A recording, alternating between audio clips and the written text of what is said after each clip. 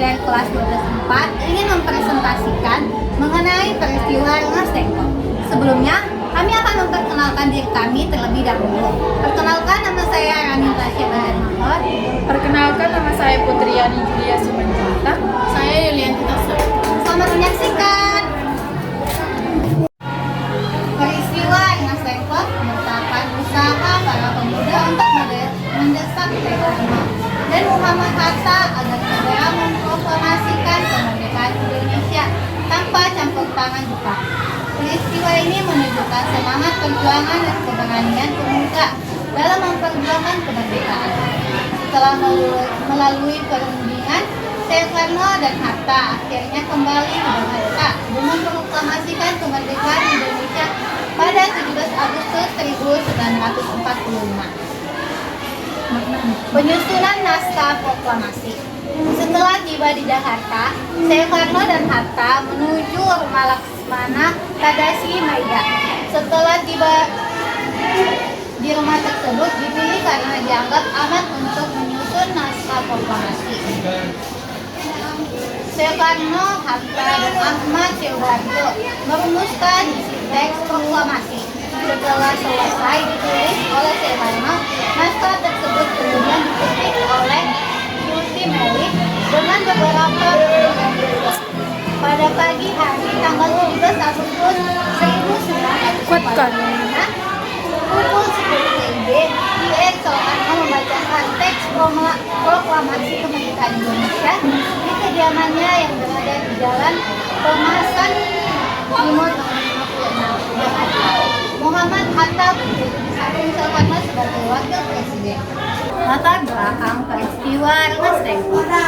Latar belakang utama peristiwa Rengas Dengklok adalah kekalahan Jepang dari Sekutu pada tanggal 14 Agustus 1945 setelah bom atom dijatuhkan di Hiroshima dan Nagasaki. Kaisar Jepang Hirohito akhirnya mengumumkan menyerah pada syarat kepada Sekutu. Berita ini cepat menyebar ke seluruh Asia termasuk Indonesia dan menjadi momentum emas bagi para pejuang kemerdekaan. Namun, menyerahnya Jepang justru menimbulkan perbedaan pendapat di kalangan tokoh Indonesia. Saat itu muncul dua golongan besar dengan pandangan berbeda. Golongan muda seperti Soekarni, Wikana, Sairul Saleh, dan pemuda lainnya berpendapat bahwa Indonesia harus segera memproklamasikan kemerdekaan sendiri. Menurut mereka, kemerdekaan adalah hak bangsa Indonesia dan itu perlu lagi menunggu atau meminta izin dari Jepang. Mereka khawatir jika terlalu lama menunda, maka Sekutu akan datang dan kembali ke Indonesia.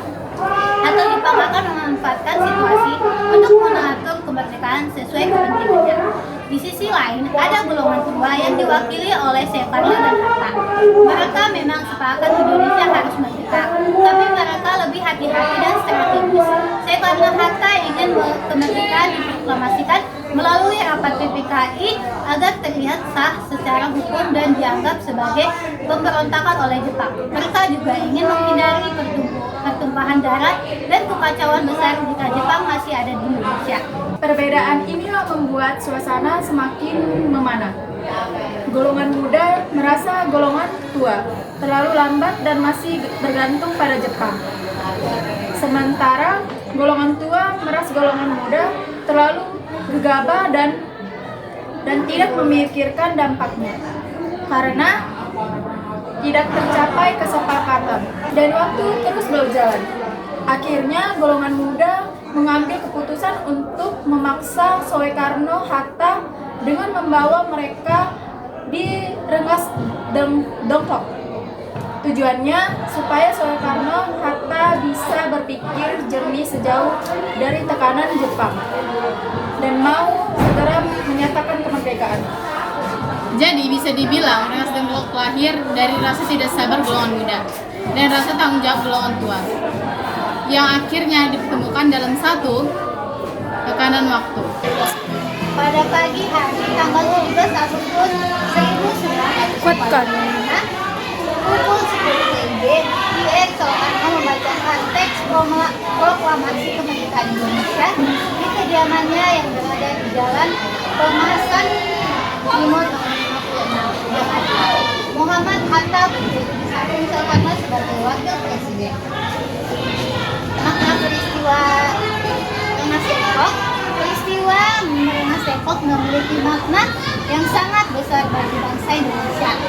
Peristiwa ini menunjukkan bahwa semangat perjuangan para pemuda sangat tinggi dalam memperjuangkan kemerdekaan.